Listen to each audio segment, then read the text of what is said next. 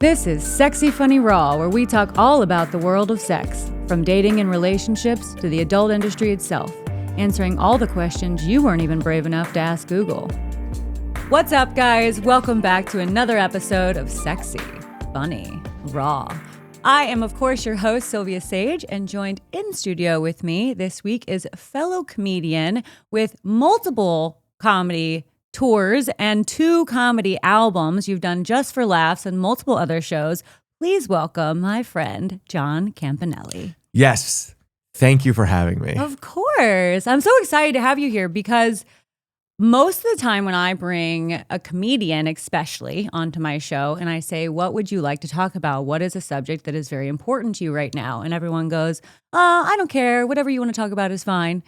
But you came in with some really important issues that I think are very pertinent to what is happening in our society right now. So we're going to try to make it light and, I'll try to be funny, but we're going to do light and serious, I think. Dark. Yeah. We'll get a little dark. Okay. So serious question. What is your take on freedom of speech and comedy? Do you think that comics are being silenced, or do you think that the landscape is evolving into a better direction for free speech? I think people have always been offended.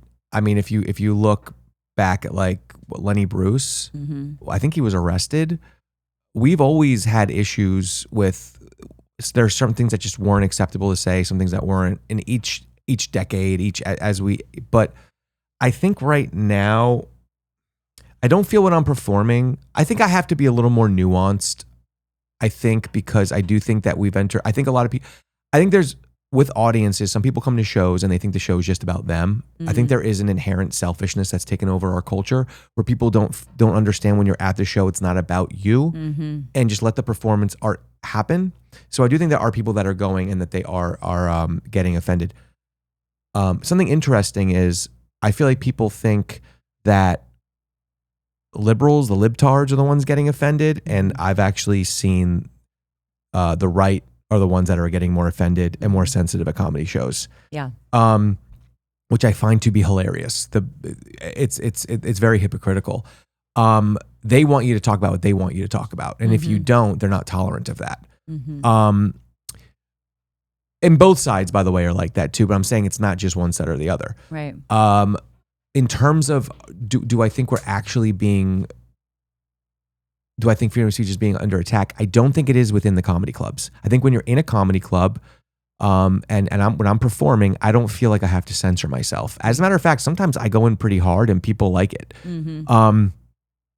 I think the difference between now and recently now too, and within the past decade, I think the difference is that comedians are putting themselves online more and more, right, before their stuff is vetted. And I do think that you can be offensive out of context. Instagram, TikTok, these are not stand-up comedy platforms. Right. They're apps. They're not. We think that this is for stand-up. Stand-up is like, you got to post on Reels. Okay, but Reels isn't a stand-up comedy app. Yeah. Right? So you're not hitting just comedy audiences. And I do think that people that come to a comedy club are more so expecting, edgier stuff, or there might be stuff that they don't like that's talked about. So I don't think crowds in clubs are bad. I think people online can be bad. And I think so when you put yourself out there, like, you have to think about it, like when someone gets when a comic used to get a special, right? They worked on that special, right? So like, you look at all the greats, and let's just take like a Louis C.K. for example. When he would put out a special, Chris Rock, they didn't work on their special for 3 days and then just put it out. Yeah. They worked on it for a year touring, got it ready, nuanced, and then it was approved by networks, and it was put out, and then and it's funny, and it's more vetted. Now you have a comic that's been doing comedy for 3 months, putting out bad jokes that are offensive because they're not battle tested, right? So jokes are supposed to be battle tested before you put them out. And I'm not saying that they're wrong for putting them out because it's not their fault. I think every generation would have done the same thing. If you're being told you got to put out clips, you got to give yourself exposure, like it's just what you do. But I don't think people are getting more, but I just don't think people are getting more offended. And I also think, honestly, a big thing too is I think comedians and comedy is actually censoring comedy more than anyone else. The biggest haters I know are other comics. Yeah. It's like they're and it's like, I think, you know, the community should stick up for each other more, and the club should band together and be like, hey, you know, if someone does complain at a show, I don't like what that comedian said, you know what, comedy club, just tell that person, then don't come back. Yeah. Instead of being like, but we need the drink sales. But they want the big names, and the big names are allowed to say the things that they want to say. Right. And it is the little peon comics who are the ones who are really busting their ass out there, who are maybe the ones now getting taken out of those clubs by a bigger name. Yes. So I think people got more comfortable with being able to cry and scream and say like, I don't like this. And they're, you know, it's like, then too bad. You should have looked me up before coming to my show. That's true. And I do think you're right in the sense of saying that if you're in a comedy club, it's a different aspect of being online, because when I'm going to a comedy club, I know I'm performing in Los Angeles, California, and I'm presenting myself to those comics. I will say I do the same basic kind of show if I'm in the Midwest, but I will critique things a little bit. I always think it's funny to say "do" twice in a row. Do. But I do it all the time. I never know how to not do it. But when someone says, you know, do, I can't unhear it. I can't unhear it. Well, I'm not shitting on my audiences if that's what you want. No. But I will say I do critique my things a little bit more. I do. I know. I do critique myself in the Midwest, just to have a little bit more almost kind of ammo towards them, if I will. Like, I'll talk more about the Bible when I go back and do shows in the Midwest that I will talking about the Bible out here, because all of us shit on the Bible out here. Right. But I am coming at them with the stuff they don't want to talk about, and that's what I'm bringing to my shows there. And it does get a little bit of pushback, but I kind of totally like it. And I mean, like, look, you got to read the room a little bit. Like, I'm not going to go in a room that I want to make sure everyone has a good time, right? So I don't want to like I want to read the room a little bit. Like, I'm not going to go if I know a room, their ideologies are all this way, I'm not going to change my ideologies, but I'll tailor my material a little bit to craft it in a way where even if they don't like it, at least it's not like, I'm not going to go in there to piss them off. Oh, right. You know, of course, I'm not saying you are, but I just don't think I think audiences have actually been amazing lately. I actually think audiences are amazing. I just think there's this manufactured kind of like, oh, everyone's offended now.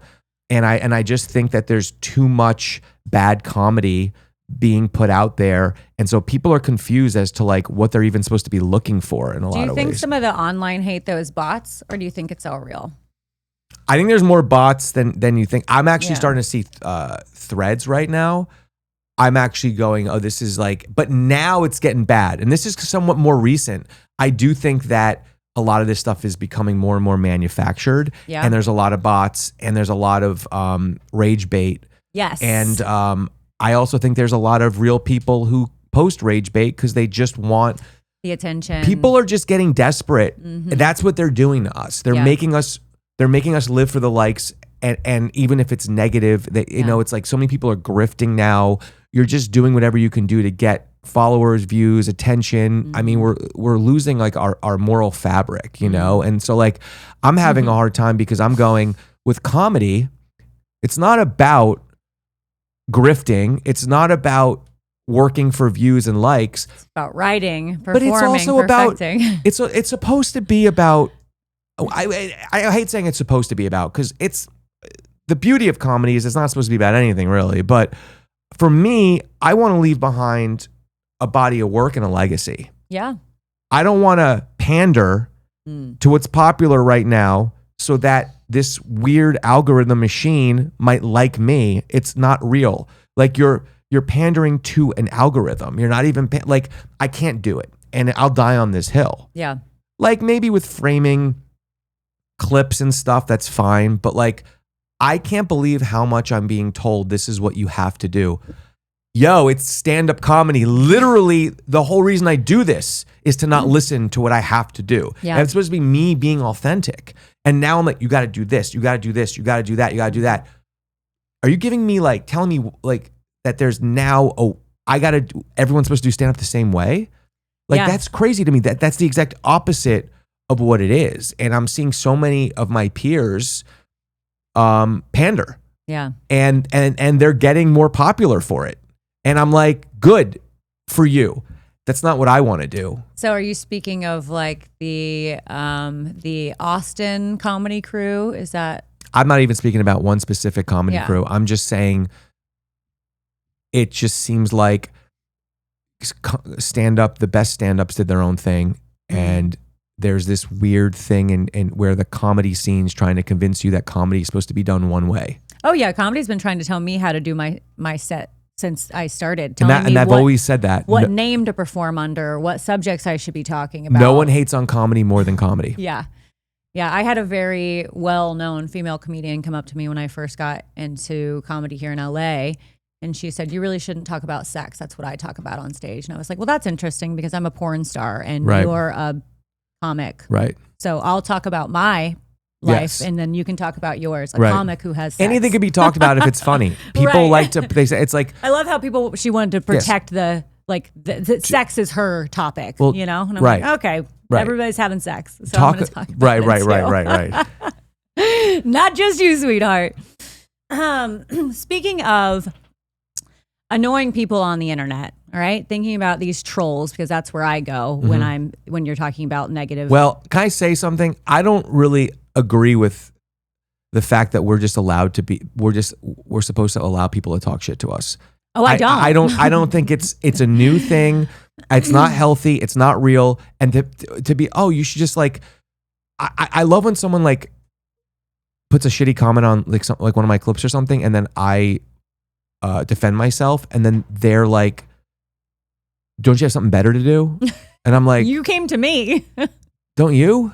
This is my page, man. This is my literal business. Yeah. You're leaving negative reviews on my business, and you want me to leave it alone? Like if you went to a business and saw like bad reviews on Yelp and that business didn't weigh in, you'd be like, why wouldn't you weigh in? It's it's unacceptable that we've given it power and that we're just supposed to let it happen. And it's something that's happened very quickly. Oh, I just go in and block the people. That way, this is the guinea pig generation. Yeah. Yeah. I don't give people the option. If they've been negative to me on any of my platforms, and everyone who works for me knows this as well, the first thing we do is delete and block their. It's a part of the erosion of our society that we're just it's become so mean spirited that like, you just have to be like, I guess that's part of it. People just are having a bad day and they just take it out on you. It's not part of it. Because when people leave one negative comment, what you'll see is the other red pill motherfuckers coming in and also being like, oh, like that hate comment, like the hate comment. And I'm like, I'm not going to allow you to build up the hate, you know? Like, I'm going to take the hate out. What a great way to put it. You know? Yeah, because that's what they're doing. They're building up hate on your platform. It's like, no, this isn't what I represent. Yeah. I don't represent what you represent and what you want me to represent on my page. I represent on my page what I represent. Yes. So you're trying to dictate what I represent, you weird incel energy, monster energy drinking loser. Yes. Yeah, 100%. I take them out of everything. So they will not get my content if they've gotten to it once and commented something negative. But speaking of toxic online personalities, that's what I'm getting to. What do you think of people like the Andrew Tates, or similar online personalities, and how they're impacting the relationships that men and women are having? I don't understand how this rise is happening. I mean, Andrew Tate, the Tate brothers are bad people. Yeah. They're bad people. Yes. They're bad people. This is weird. They're not role models. They're not cool. They're fake. It's weird. I don't know. Gosh, this is such a layered issue as well as some of it. I think things are becoming too black and white. Like people are trying to make things black and white. Like what political side are you on, or what? It's like there's gray areas that exist, and there's two things that can be true at the same time. I don't know if that really applies to this necessarily, but the Tate thing, it's such a symptom of what's happening. I don't know why younger guys are into this. Hating women. The only thing I'm thinking is like an overcorrection from being gay. Yeah. From maybe what happened prior to COVID, and things are just going too far the other direction. But yeah, I can't, it's disgusting that men are becoming like, it's like, why you'd want, like, why you wouldn't, like, why you wouldn't want women to have rights and why you'd want to take those away, why you'd want to like dominate women. I don't really know what you get out of that. Like, for instance, I would love, you know, a woman that's like successful, has her own money. That's cool to me because then we can get a nicer house than I could get on just my own. Even if I do really well, I can still get, you know, so it's like this, I'm like, okay, so you guys want to work harder, you want to make, you know, more money and work harder. You don't want to kind of find a partner, right? It's like, I don't understand. I don't understand. I again think the Andrew Tate thing was like weirdly manufactured behind the scenes. Like, I don't know how they got big. Do you think he was more rage baiter from the get? And that kind of, and I think that the more these people are in your face, especially, I think there was a golden age of the algorithm that's over now, but I think like a lot of these people started to pop up like a couple of years ago when like all of a sudden you just saw like the same people in front of your face. Like there was like this like you could hit the algorithm a little easier, I think, circa like, because when did he get big? I mean, I don't even know. I'd gander to say like 2018-ish. You think that's when it started? It was that he's been big for that long? Mark might be able to tell us shortly. But my thing is, do you think it has to do with, and now this is my opinion, the rise of like female sexuality and LGBT, like kind of coming into their own, and like women finally having the success and the power that men have always wanted, and women kind of rising up over that? Do you think that that was a reason that men like him came in to try and like smash that all down, like, and really destroy any progress that women and I really blame I mean, I think that the Trump administration has a lot to do with this rise. I think the fact is like a lot of men, you know, I think, like I said, I think during the Me Too movement, which was necessary, I think that, you know, so many guys started to get accused, and that I think it just became, just did not deny it even if you're guilty. And I think men started victimizing themselves a little bit. Of course like, they did. Yeah. So like Donald Trump is he's a rapist, and he's a rapist. Convicted. He's a rapist. Yes. And but he'll deny it, and people are like, no, they're just lying. So now you're kind of greenlighting other predators to just deny. And I think men are like a little confused. There's the rise of sexuality. I mean,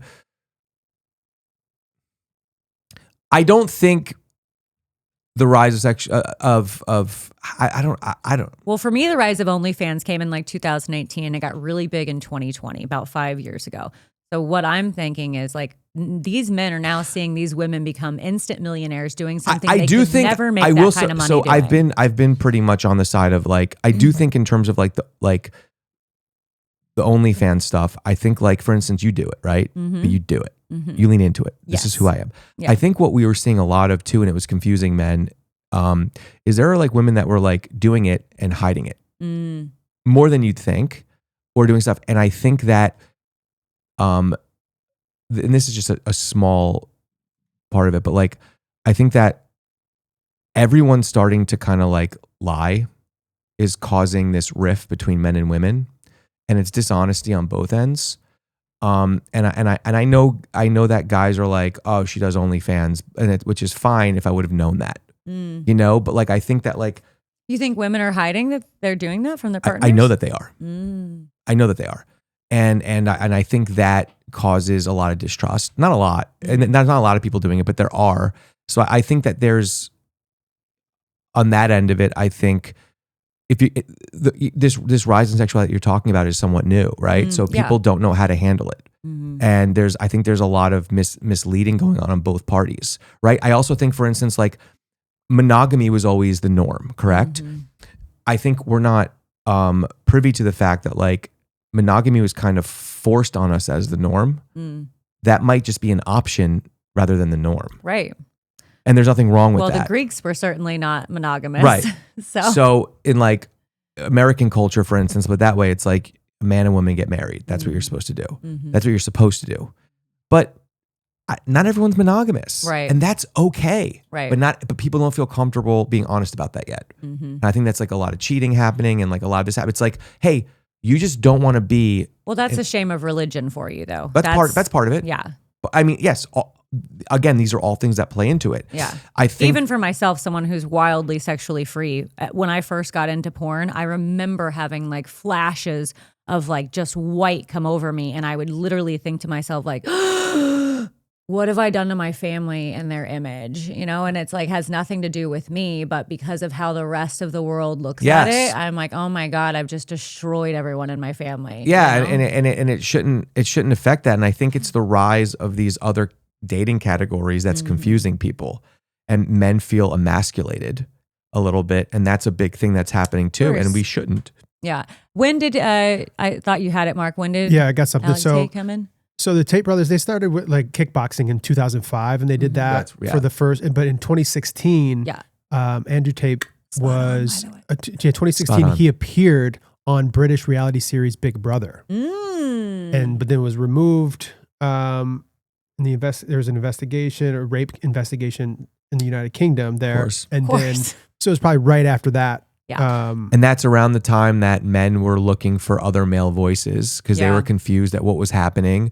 And he emerged, and I think he just had a couple of bites that went viral that didn't sound as misogynistic as they were. It sounded like, hey, I'm just trying to help out men. And then confused, emasculated men were going, this guy's a voice. But then it's like, no, he's not. He said a couple things that made sense, but then the whole package is he's just, you know, but I think that like when you see, you know, people are more polyamorous now, maybe just want to be single. It's like, these are now becoming more normal categories rather than the minority category where it's like frowned upon. It's like, oh, you're 40 and you're single and you've never been married. What's wrong with you? Nothing. Right. You're 40, you've been divorced twice and that's more normal. That's crazy. Yeah, it is crazy. It's like I'm not engaged. I've never been engaged or married. Same. Because I haven't wanted to, like, I haven't found the right person. So I didn't just do it to do it. And so like, I think we're seeing, and I think that's causing a lot of confusion and a lot of rifts, is people are toggling with these, oh, I don't have to just be in a monogamous relationship from the time I'm 25. But it's still hard to like admit that to yourself or to like, there's so much we're ingrained with growing up. It's like I think dating is almost could be looked at as like, I don't know if it's going it's evolving and we're hitting a lot of bumps in the roads while it's happening. I don't know if it's going to end in a good place because it doesn't seem like it is. Well, not if Project 2025 and of Trump course have anything to do with it. Which they will, but but they've already taken away porn in Texas and are looking to make working as an adult film actress a federal offense. So when you put too much on, also it's like, like sex is natural, and when you put too much on it, that's when it gets weird. Like when you're like, you can't even, you can't view anything because that's when you start, it's like you want what you can't have. Of course. So it makes it more like repressive to take it away, Maybe selling porn on the black market. Yeah, probably. Yeah. Just hiding out in some dingy back rooms. Speaking of which, not a current relationship of yours, but you have in the past dated an adult film actress. I did, yeah. And you said it wasn't the worst thing for you. She was great. She was cool. What do you think was the most surprising aspect? She had stopped doing it. Okay. So it was like 2 years after. Oh, okay. Year and a half to 2 years after. What did you think was the most surprising aspect? She was just really, we just had I liked hanging, we liked hanging out. She was cool. She was just like a cool person. We was like good company. We laughed a lot. And that was, nothing was surprising because when I met her, she was cool too. And did you ever get recognized when you guys were out and about? And did that ever make you feel uncomfortable? No. Well, because at my age too, it was like a point where you're like, I think it was like cool. Yeah. Like, I remember to your friends maybe. She tweeted at me, and because she would plug my shows. Oh, nice. And she tweeted at me, something, and this is a funny story. My buddy from college calls me, and I'm about to dime someone out I shouldn't, but my buddy from college calls me, and he goes, and he's in his cubicle at work, and this is my late 20s. In my late 20s, my friends were just like working like animals, and I was like living a cool lifestyle. So he calls me. He's like, "Hey man, why'd so-and-so tweet to you?" And I go, "Oh, I'm like kind of seeing her." And he was like, "No way." And I was like, "Yeah." And I was like, "How did you know that? Are you even on Twitter?" He goes, "So my high school ex, I hope they don't see this. I don't care. My high school ex has a twin sister. Okay. Her twin sister's husband also works with my friend from college." Small world, but okay. Did you go to school out here? No, I'm in New York. Oh, okay. And I went to school in Connecticut. But he goes, "Do you know?" And I go, "Yeah." He goes, "He just told me about it." And I was like, "How does he know about it?" He's like, "I don't know. I guess he's on Twitter." And I was like, "Can you tell him to get back to his wife?" Because they were already married, because they were like long time, whatever. And I was like, that's such a small world. So like my college friend worked with my ex's sister's husband, and my ex's sister's husband saw it, must have turned around and been like, "Dude, yeah." They're just in cubicles whispering to each other, and called me. But no, because like I don't care about that stuff. Like she was a really cool person. So it was like, because you've dated women who have had sex with other people before. Yeah. So. Yeah. And it was, it wasn't super long term, but we had fun, like hanging out. Yeah. Well, I will say that must be different because she wasn't still actively working. I will say, I think most of the issue is someone actively working and like having sex with other people. Don't know if I could do that. Mm-hmm. It is a lot. It's a lot. It's a lot. I don't know if I could do that, but I don't know if I could do it. And I am actively working with other people, but it's harder if you don't understand the situation of what shooting is too. Totally. So, yeah. And I 1000%. It was actually really, it was really interesting how much she was like kind of able to separate like work from like, it was different because she didn't date a lot of people outside of what she had done. Right. And I was really surprised to hear that. I thought it was a kind of BS, but I was like, oh, and I remember saying to her like, why do you like me? Because she was with like super rich guys, like I think like, whatever, and she would always say, "Oh, you're like my little investment." And I was like, okay. Because I was like what does she mean by that? I don't know. I was like living in a 1-bedroom, like, which I still do, but like, it was like, I was, late 20s. I wasn't really making money. And I was just in like sugar mama. And she was like, no, she didn't like do that. But I think she was like, she would always say, she always say she believed in me. She thought I was really funny. So I think she was like, you'll get there. Yeah. It's all right. You know? I love that. Yeah. Because they care about people. Interesting. But porn stars can also be genuine humans with empathy and sympathy towards others. And the way she described what she did was really interesting. How did she describe it? I'm going to butcher what she said, but she basically was just like, everyone has sex. Everyone wants to see sex. Mm-hmm. I don't like, she didn't mind doing it. And she was just like, I'm just like, it's just, she didn't say it's just sex, like to downplay it, because the sex is there's a lot of emotions involved and energy and connection, and it shouldn't be completely just, taken for granted like that. But she was just like, look, I don't mind doing it. There are people out there that want to see it. Mm-hmm. And that's really what it comes down to. But I'm butchering what she said. I can't off the top of my head remember. But she put it in a way where I was like, all right, cool.